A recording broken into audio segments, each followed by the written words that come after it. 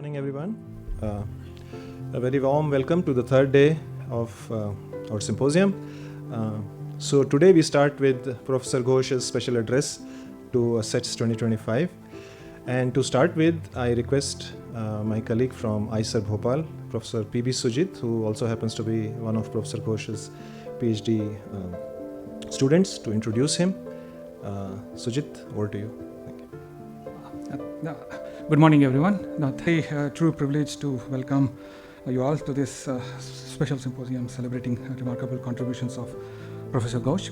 And this is actually quite an overwhelming moment for me to introduce my advisor and mentor, Professor Ghosh. So Ashwin has given me a short timeline. So Professor Ghosh's illustrious career within this short time. So I'll try to see what I can compress within this time, and if there's something I have missed, I'm really sorry for that. So Professor Ghose has been a leading figure in the Department of Aerospace Engineering here at ISC and a pioneer in several research areas, including guidance, multi-agent systems, cooperative control, and autonomous robotics. Cradle for cutting-edge research in autonomy well before it actually gained much more global momentum in the early 2000s itself. So over the years, Professor Ghose has not only shaped these fields, but also has mentored a generation of researchers and scholars who now carry his intellectual legacy to forward, including myself. So today we have a pleasure of hearing him speak as part of the symposium, a moment to reflect on the career defined by depth, clarity, and lasting impact. So before welcoming Professor Ghose, I would like to take a brief introduction. The journey from the bio, and then before that he was still with ISC and at different positions. Then as a lecturer, then assistant professor, associate, prof, and full prof. So even some of the things I didn't know, only after looking at CV I just got to know. So honors and awards, has been a fellow to INE, NACI, INSA, AIA, and associate fellow to AIA. Had several best paper awards and Alexander von Humboldt Foundation Fellowship, and he has been chairman in ISC, convener ISRO, and then several awards and academic editorials to several international journals. He has also contributed to department, institute, and economy in different various ways. And he has held visiting positions at esteemed institutions like in UCLA and in Korea and Exeter and Leicester. He has authored over 500 publications, and he'll come forward. One is on the global swarm optimization with Krishnanand and with Professor Bharadwaj on divisible load theory. I hope I got it right. And these are the typical on the academic aspects, which many of us know. But there are some things that on the other side of Professor Ghosh is on taking deep liberty and interest in photography. So there was one which I saw, I think one from a long time with the big binocular cameras, but I think I forgot that. But this is the one which I felt like taking I think even the would like to take the picture. And even other side which he really loves is the books. And this is one which Devraj gave me, which really was very nice. And then exploring the lot bookstores, especially with the dollar stores, and then trying to find some gems from there. And he does a lot of gardening, which I don't have, unfortunately, any pictures of that. But anyhow, so this I tried to sum up within a short term that I can. And now we welcome Professor Ghosh to the stage.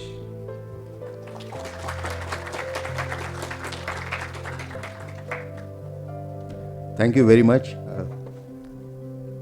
It's an occasion that's often very overwhelming and happens only once in your life. I would take this opportunity to thank all of you who have come here. I will not thank the organizers because you don't thank your family. They are a part of me and they have worked very well. I will thank them properly later, but thanks to all of you that you found time to come to this wonderful occasion. Wonderful for me, and I hope it's also enjoyable for you. So when Ashwini and others asked that whether I would like to speak in this gathering, I said of course I would, but then I did not have a clue as to what should I speak about. So I belong to a generation here where when in doubt use PowerPoint, right? But I decided that I will not do that. So this is a talk where there are no PowerPoint slides. It's just me, it's just you. The question is, what do I speak of? At the end of, this is almost, I would say, the end of my professional career. So we would like to summarize what we have done over the years, maybe talk about different areas that I have worked in, published papers in, guided research in, and hopefully they would inspire some of you to do better things. I'm not much of an inspirational talker, so I do not expect to say anything that would inspire anyone. But I would like to talk about what brought me here, what brought me to this podium today. It has been a long journey, so I will tell you about certain things. My professional life is always laid in front of you through various things, so there is nothing that I can say that I can add to. But there are many things that has influenced me over the years, and those are the things that I'll talk about. Many of those things even my very close associates may not know about. Yeah, I see that my wife will immediately get very worried about that, but don't worry. There are no dark secrets that are going to be revealed here. So let me start and see what I can tell you that would make you see how I came up to this point. So I was born in a small town. Now it's a big city. It's called Rourkela. It's basically a steel city in India.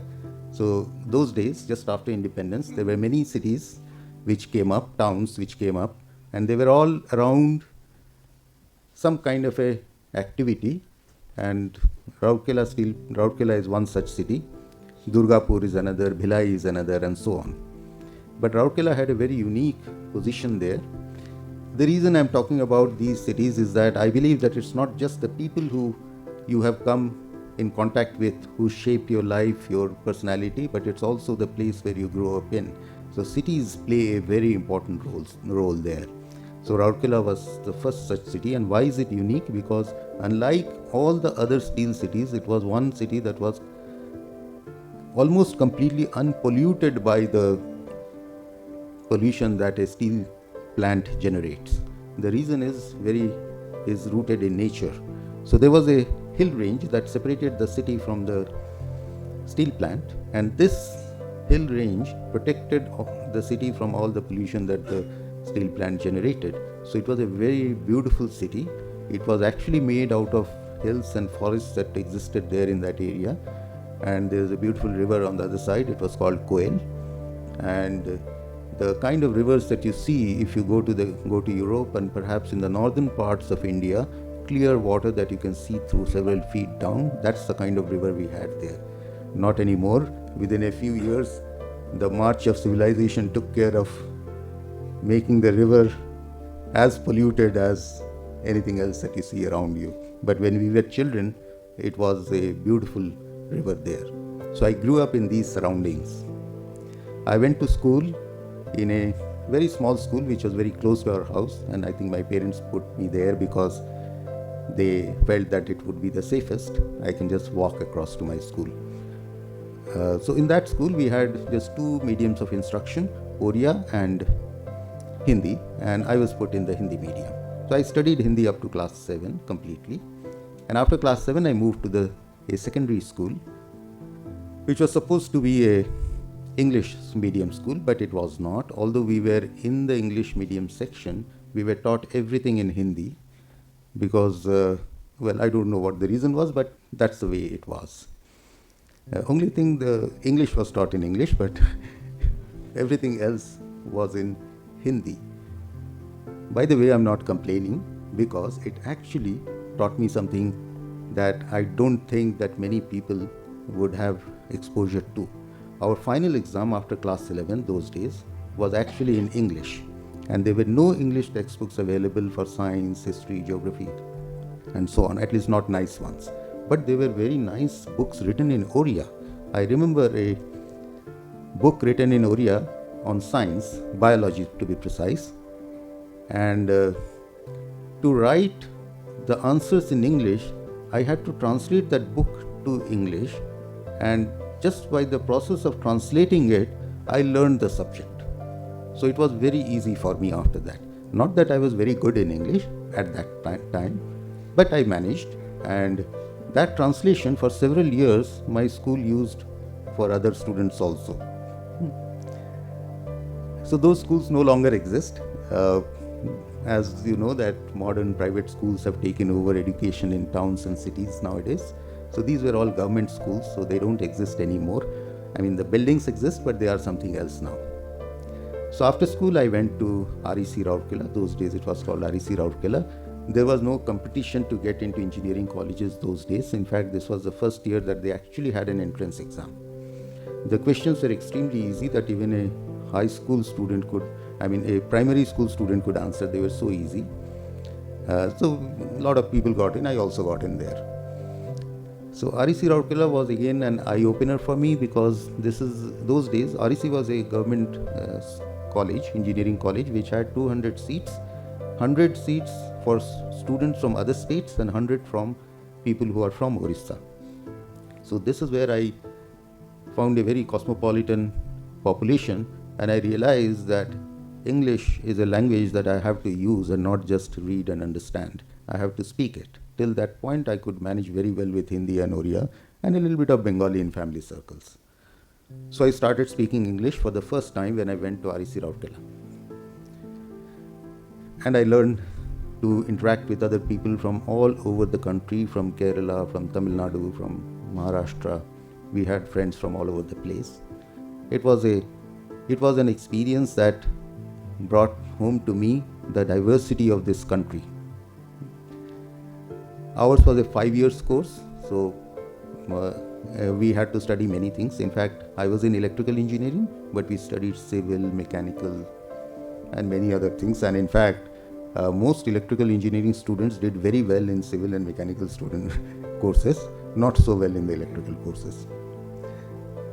So in the final year, we have to choose a topic for our final year project. So our teachers said that go to the library and look for something to do. And they couldn't be bothered. There are so many students, so they did not say that do this or do that. So they go and find out. So we went there and we started looking at different journals and things. We could not make head or tail out of it. We were not ready for those kind of things. Then I picked up a IEEE Transactions on Automatic Control, certainly a journal that was way beyond my capabilities to understand. And the first paper in that issue was by someone who was an alumnus of our college, REC Rourkela, and he did his PhD from a place called School of Automation in Indian Institute of Science. What caught our attention is the name School of Automation. How can we have something in a university that is called a School of Automation? It was so fascinating, and it was also very attractive. We have seen Department of Electrical Engineering, Department of Mechanical, and this was called School of Automation. So we went asking about it from different places and said that can we also study. Teachers discouraged us, saying that get a job, get married, don't go for this higher studies. One of them even told me that if you go for higher studies, you will not find a girl to marry. Anyway, we did not listen to them. We went to one of my very favorite teachers who used to teach us control systems. I went and asked him, I and one of my friends, went and asked him about Indian Institute of Science. So he told us that if you wish to do higher studies in India, then the best place in the whole country is IISc. Don't listen to anybody who says that go to IIT Madras, go to IIT Bombay or Kharagpur and do this. This is not to put down any of the IITs. This is what he said to us. We decided that, okay, fine, if that is the case, then let's see if we can get into this place, and preferably to School of Automation. So those days there were no gate. There were question papers were given to us. We went to Calcutta, all the way to Calcutta to give the entrance exam. And this is something that I would like to share with you, that when we applied for IISc entrance exam, we got our admit card. Along with this, there were a lot of sample questions that came, that this is the kind of questions that you can expect. So I and my friend went through those sample questions very diligently and found that they are a little tricky, but they can be answered, right? So we go to the exam center and the question paper comes and I see exactly the same sample questions there. So you see, I realized that even in a place like ISC, there are faculty who are lazy. So they gave the same questions for both. So who knows, I might do that. I might have done that and you do not know about it, or those who know are polite enough not to mention it here. So that's how I got into ISC. But not in School of Automation, because that was very, very competitive those days. It was considered to be the best department in the institute. I got into the electrical engineering department. But I always had School of Automation in my mind. So those days ISC was very liberal in the sense that they actually allowed you to take courses even if it is from a different department. So I and one of my friends took all the courses from School of Automation about which we knew nothing.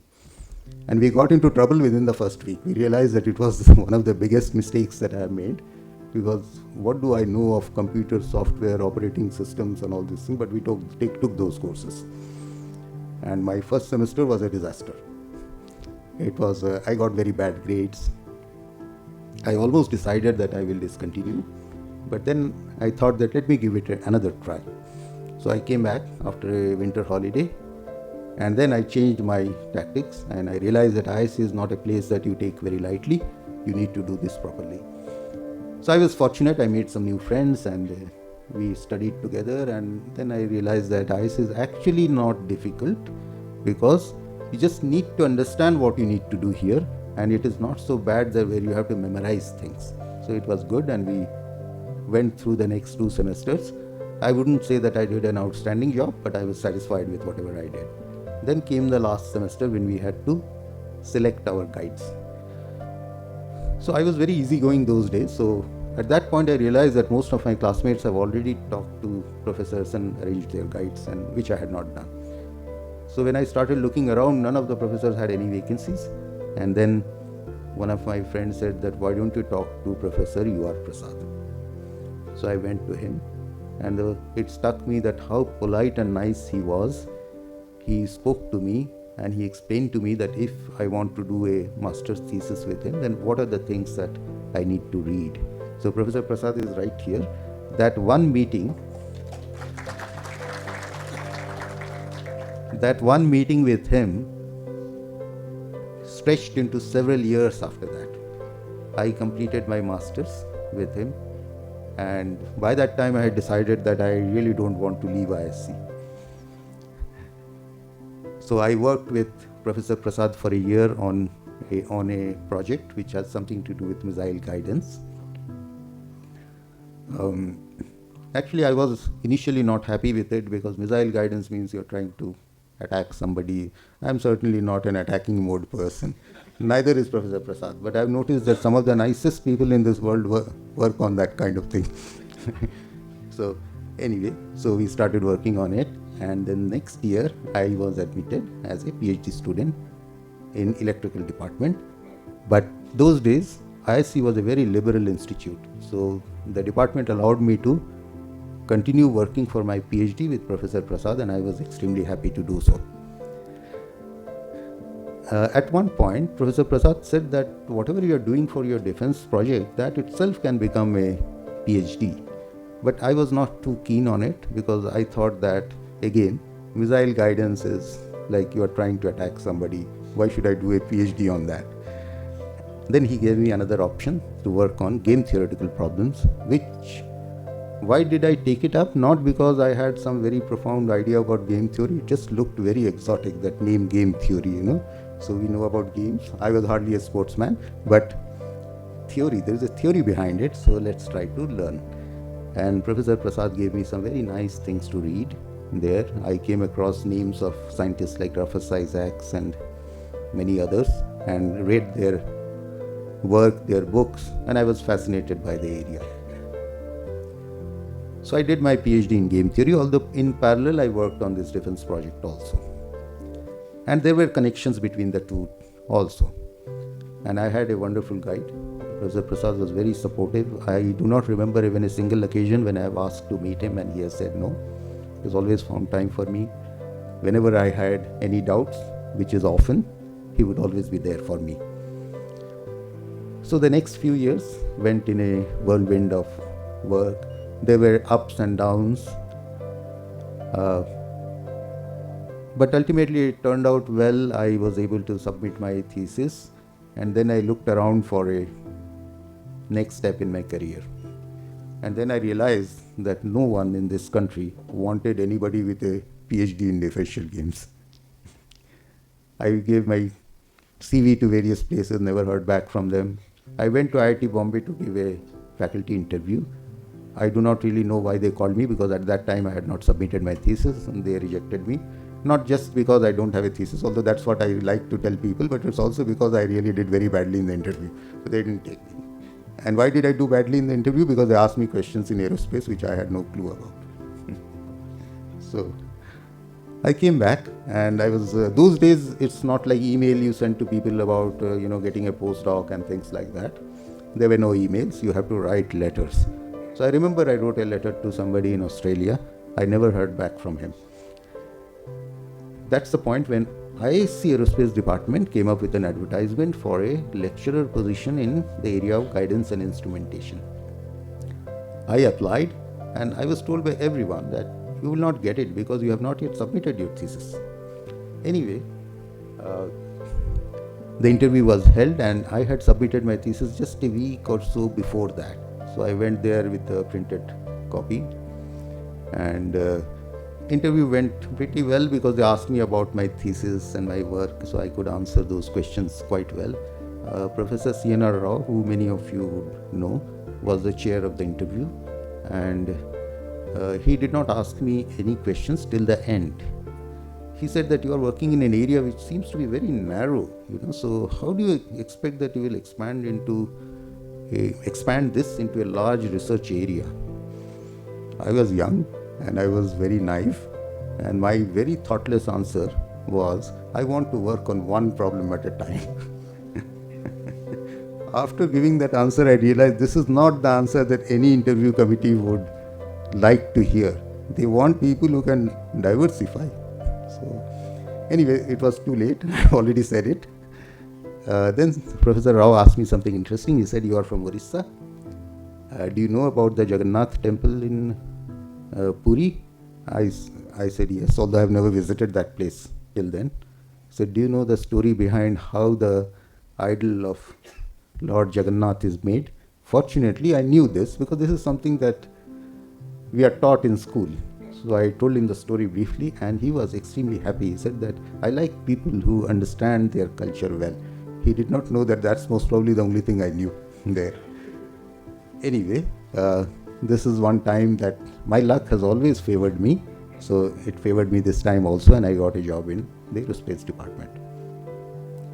I came to the aerospace department, and I was often called the baby of the department. I was the youngest there, and the person who is the next oldest is in his 40 plus kind of thing. But they treated me very well. Aerospace is an amazing department. They know how to take care of their faculty. They were very good. Of course, the things were different those days, and I can always complain and say that I didn't get that, I didn't get it. But the thing is, what I got from my senior colleagues there is a lot of affection and freedom to do what I wanted to do.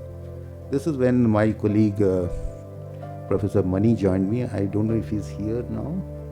Yes, he's there. Yeah, he joined the department, and we both came there with a computer science background because we took all our courses in School of Automation. He also did his.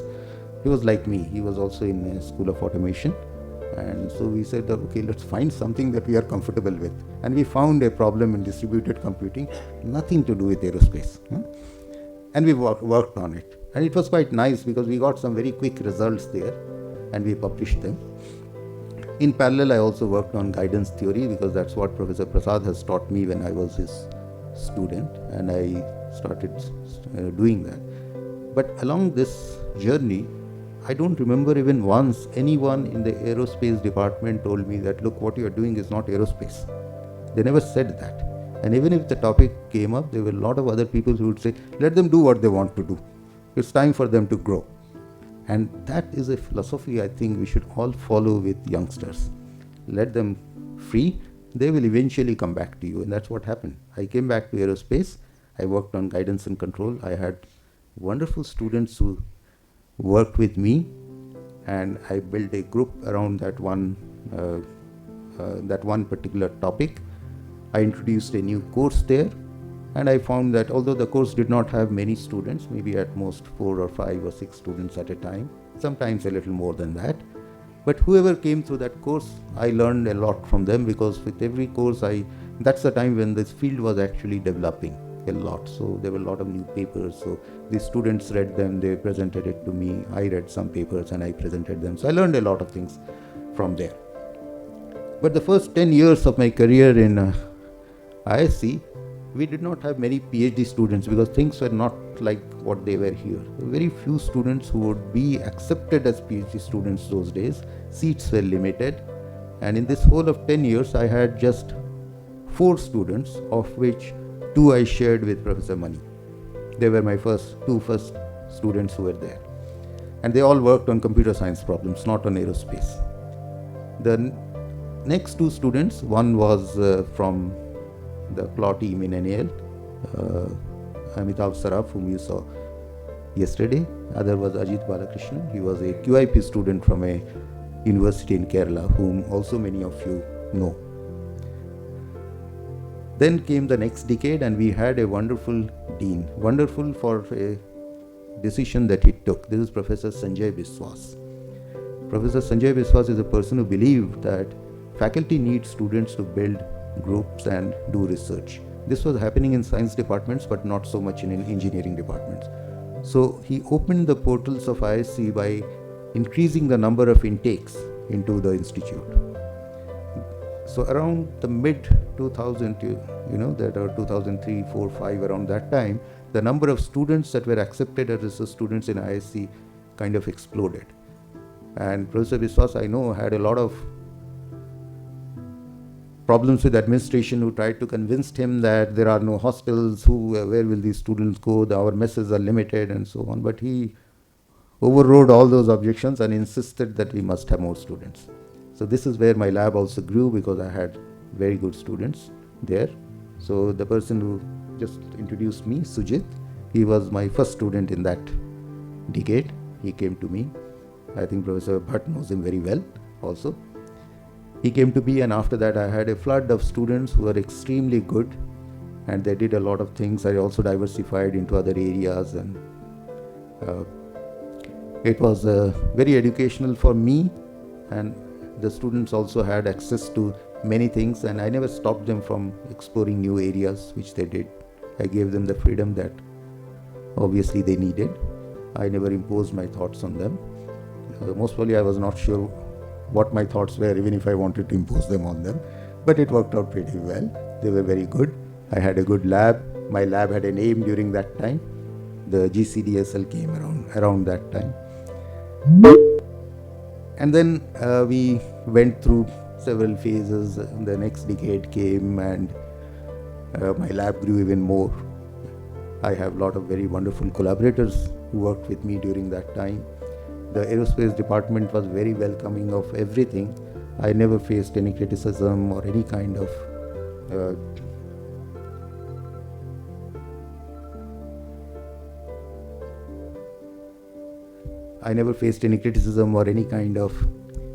negativity in the department. I've always had a lot of support here, and my lab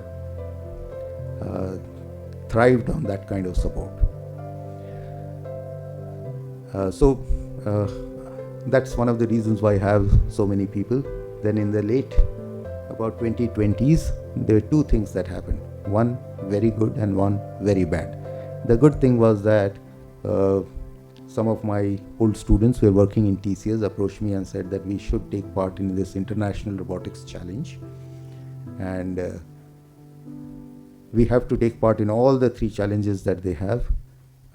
Initially I thought that I shouldn't do that, it was too much of a responsibility, but then a lot of my students insisted that our lab should do this, and we did it, and I'm glad that we did.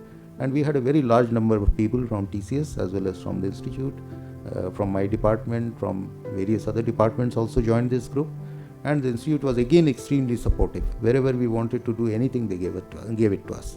The whole of the airfield was given to us, the hangar was given to us, anything we asked for. I still remember the first meeting I had with the director and the divisional deans at that time. And after I said that I need these kind of supports and all that, and they approved everything, at the end of the meeting, one of them, I don't remember who it was, I think maybe Professor Jairam, he asked me that, "You are not asking for any money?" I thought that is the thing that people ask for. I said, "No, I'm not asking because I don't need the money. Already TCS has been generous enough to give me money. The organizers of the competition has given us money. I got money from the Robert Bosch Center. So the institute itself, I do not need it. If I need, I will come back to you." That never happened. So this is one of those cases where I had more fund than I could actually use. So anyway, we went to Abu Dhabi, we took part in it. Although we did not get any prizes there, but we did a lot of things that decided what my lab is going to do later. So this is where I realized that what we do in the lab, with a little more effort, can be converted or translated into useful products in the industry. So many of the people who came out of that activity, I think they did very well. Some joined industry, some went for higher studies and so on. Now what was bad that happened, that all of you know, is COVID. COVID did things that, effect of which we are still feeling. We lost our friends, we lost our families. People all over the world lost the structure or the environment in which they grew up in. So somebody once said that if you say that you have not lost anyone to COVID-19, then you are indeed a friendless person. So everybody of us do that. And it also affected our research work in a very major way. This is where we had moved into experiments, and we could not do any experiments because labs were closed. We are not allowed to come here. There was just one person or two people who were permitted, but even I was not permitted to come to the lab. We had to have those precautions there. We lost a lot of time, and many of my students lost considerable time during that period. So their thesis submissions got delayed and so on. So that happened at that point. But during this time, I went into other areas of work, mainly because my students wanted to do so. In fact, one of the sister labs that I created beyond GCDSL was MRL, Mobile Robotics Lab, and it was created solely because of enthusiasm of one of my students, that is Krishnanand. He was a person who was very passionate about robotics. When he came here, he brought some robots that he has built during his high school days, or maybe his engineering college days. And I knew that he was very passionate about it, and he said that whatever I want to do, can I actually implement it in a robot? I said, sure, but where do we get the robots? So we went to a meeting in DST to get some money for building this robot. DST looked at this, and in their wisdom, they said that this looks like this toy cars. In fact, one of the reviewers of our proposal said that my daughter plays with these toy cars, what are you going to do with them? Obviously, those days people did not actually know what mobile robotics was or what it could do. So it was a very natural comment. Perhaps in his place I would have made the same comment if I did not know enough. But in any case, we didn't get any funding. So we came back and told Krishna, look, there's no money. So whatever we have to do ourselves. So Krishna is a person that you cannot stop. He went to this Silver Jubilee Park in Bangalore. Those of you who work in hardware, they know this place. You can find everything there. And they had this old computers, that they are selling, that people have discarded. So Krishna went and pulled out these motors from their drives, and he brought them here. Each motor those days cost some 25 rupees. He brought them here.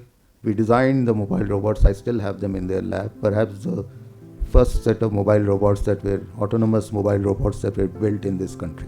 So 4 of them. And to honor the fact that it was Krishna who did it, I called it Kinbot.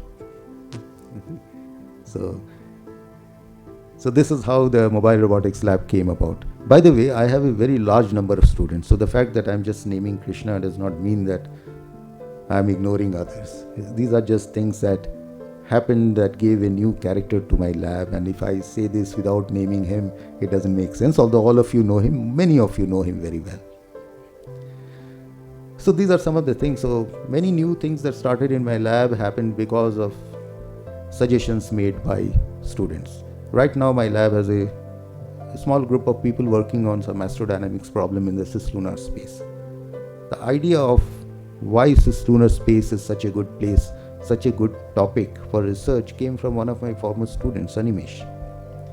In a casual conversation, he said, "Have you heard of cislunar space?" No, I haven't heard of it. Then he started telling me what it means. And then he sent me a document. And I started reading it, and I found it very fascinating. And then I asked one of my students, "Can you look at this problem?" And they did that. And I think it just took off from there. I just trailed along. So things like that. Then another piece of work that one or two of my students did is using Koopman operators. I had no idea what Koopman operators is. Then another one of my former students one day came and told me that he has been using Koopman operators for his work. I said, "I've never heard of it. I vaguely remember the name Koopman, but I don't know what it is about." And he explained to me. So I said that, "Please give me a webinar kind of thing." So he spent 3 hours explaining to me what it is all about. And again, I was fascinated, and then I started talking to my students. In fact, we had a special interest group on Koopman operators in ISC, and we met several times on that. So this is how the research ideas came, and I would say most of them came from my students. So that's enough about the research part of it. Let me get into something that is a little more personal. And this is also something that many students here would find useful, or perhaps something that they could follow. You know, research is not very easy. You get highs and you get lows. The lows can be really damaging. When you look around, things are not happening, and one of the things people talk about, papers get rejected, but that's not all. There are many other things. Like, you come to a point where you do not know what the next step is. It seems that what you're doing is very trivial, and you have very helpful friends in the mess who will tell you how bad your research is. So all this depresses you a lot. So you need an escape pod, an escape pod which has nothing to do with your research or anything like that. So this is where I advise everybody that please do one of these things. Pick up a hobby. It could be music, it could be something else where you can actually surrender yourself to without thinking about of research. Slightly older student, I tell them to get married because a stable home is essential to anything that you do. For me, I didn't get married. I got married after my PhD. My place of comfort were books, and both my REC Rourkela library and ISC library played a very big role in that. In REC Rourkela, I discovered that there is a rack of books at the very end of the library where nobody goes. It's so well arranged. It appears to be done only today. All other racks, books have been pulled out, thrown on the floor or somewhere else. This rack nobody touches. So I started looking at those books, and I found a wonderful treasure there. There are books on mostly English literature, Charles Dickens. From Charles Dickens to Perry Mason, they had everything there. And I started borrowing books from there and started reading them. And to the extent that the librarian was initially very suspicious of what is this guy doing in the back of the library there. But then he asked me, and then he became a very good friend of mine. So during the summers, just before your summer holidays, you are supposed to return all your books to the library. I was the only person who could borrow books even during summer because the librarian was very helpful to me. In ISC, I found a similar rack of books here and a collection of books that I had never even read before, mostly poetry and other things, not just English, but I have also read Sanskrit poetry, translated in English, of course. My Sanskrit is not as good as some of my senior professors in ISC, but I read them in translation, and many other things I read. So whenever I felt very depressed, I used to go there, pull out a book and start reading. So one day I went there. So Eliot's collected poems were one of my favorites. So one day I went there and I found the book is missing, and I couldn't find it anywhere. I was devastated. It's like you lost a very good friend. So there used to be a bookshop in Bangalore called Premier Bookshop. I think some of the older people here may remember. It was run by a gentleman called Shanbag. You remember him? Yes. He was a very knowledgeable person. He ran a bookshop, but he knows so much about books. So I went to him and said that I'm looking for this book. He said, I can get it for you, but it will take a couple of weeks. Then I also asked him to get another book, that was James Joyce, Ulysses. So A couple of weeks later, when I went there, he saw me and then he went behind his chair and picked up 2 books and said, "I've got your books for you." I said, "How much should I pay you?" He said, "You pay me what I have paid for the books. I don't want anything more." So I paid him, and then I said, "Why did you do this?" And it was very cheap. I mean, they were, those days, foreign books were very expensive, but I took very little money from me. He said that a young person like you looking at books like this is something that I would like to give it to you free, but I'm not doing that. I'm just charging you whatever I have paid. I want more people like you. So Shanbag became a very good friend of mine too. So often I would go there and we will talk about books and he will show me many things there. He's no more. I think the shop also closed down. So this is how my journey started. Then I got a job in ISC and I got married. I have a wonderful family. My wife provided the balance that I needed, and I made sure that any tension that comes in the departmental kind of thing will never touch my home. My son was born, and we had a wonderful time moving from one apartment to another. We always enjoyed this. Those days our salaries were very meager. Many of you will not believe if I tell you that all we could afford for travel is second class train fare. We waited for LTC once in 4 years to travel by AC 2-tier, or I think first class or AC 2-tier. We are not even eligible for AC first class. But our enjoyment of our life never took a dip. It was always there. There is something else I learned this time, that disagreement is something that is very positive. A happy family is one where everybody disagrees with everybody else. If everyone agrees with everyone else, there's nothing to discuss. But if you disagree with everything, then you have something to discuss, and that's what bonds families. It's true for research students also. If my research students always agree with what I say, I don't think anything good will come out of that, because I have only limited knowledge. They should disagree with me, and they do disagree with me, and they do wonderfully well. In my family also the same thing happened. No one disagrees with anybody. I believe that I am a very good cook. My wife and son disagree. I don't know why, but they do. So this keeps happening. So we disagree with each other, but in the process we talk a lot. We never talk about books. We never talk about studies. I never tell my son that you should study this or that. Well, one of the reasons I don't tell him is that even if I tell him, he won't listen to me. That's a different thing. So he has his own. Not into engineering, but she is into other cultural activities, which I also enjoy in her company. So I think this is one thing that if there is any advice that I give in this, please learn to disagree, and you will have a wonderful time with others, right? So Amartya Sen once wrote a book called The Argumentative Indian. So he says that Indians argue a lot. Bengalis argue even more. They love to argue.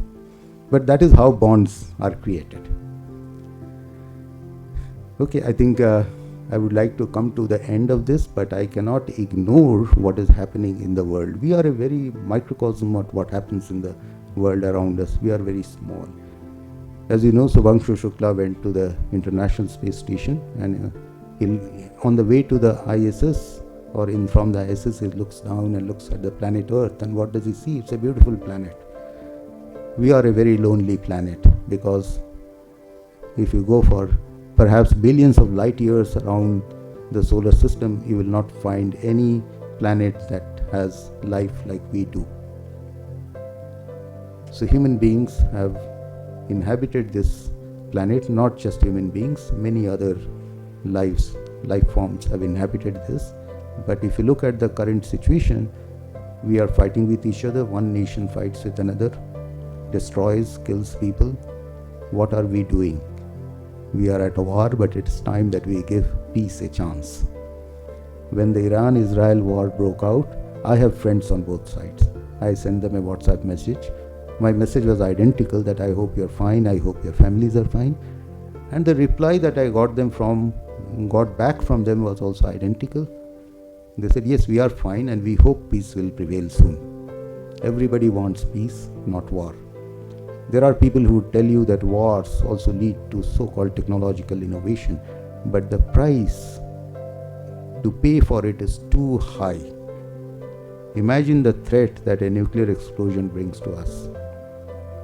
A small bomb in Hiroshima. I have met people who say that this country should drop a nuclear bomb on that country, and that will be the end of the problem. I tell them that if this is what you feel, then please go and look at the movies or documentaries that are made after the Hiroshima explosion. Look at the way people suffered, and I'm sure you will never ever say this again. And remember that that bomb was a small one compared to what we have now.